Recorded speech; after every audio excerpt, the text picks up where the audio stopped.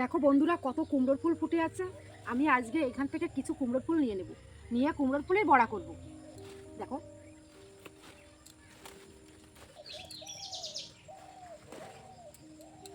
দেখো বন্ধুরা, ফুলগুলো এবার তুলে নিয়েছি। এবার আমি ফুলের বড়া করব।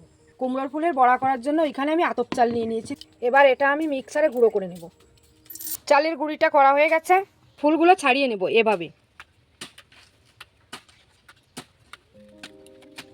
ভিতরের এইটাকে ফেলে দিতে হবে। এবার আবার এভাবে রাখতে হবে। সব ফুলগুলোকে এভাবে ছাড়িয়ে নিয়েছি। এই লঙ্কাগুলো দিয়ে দেব, অল্প মাত্রায় হলুদ দিয়ে দেবো, তো লবণ দিয়ে দেবো। এবার জল দিয়ে ব্যাটারটাকে তৈরি করে নেব। এবার একটু বেসন দিয়ে দেব। ব্যাটারটা আমি তৈরি করে নিয়েছি।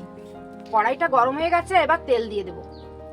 আমি সর্ষের তেল দিয়ে করছি, তোমরা চাইলে সাদা তেল দিয়েও করতে পারো। এবার ফুলটাকে এইভাবে ডুবিয়ে নেব।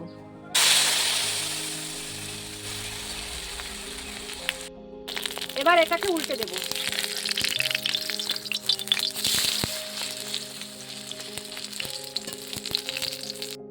কুমড়ো ফুলের বড়াটা আমার হয়ে গেছে। ভাজাগুলো আমার কমপ্লিট হয়ে গেছে।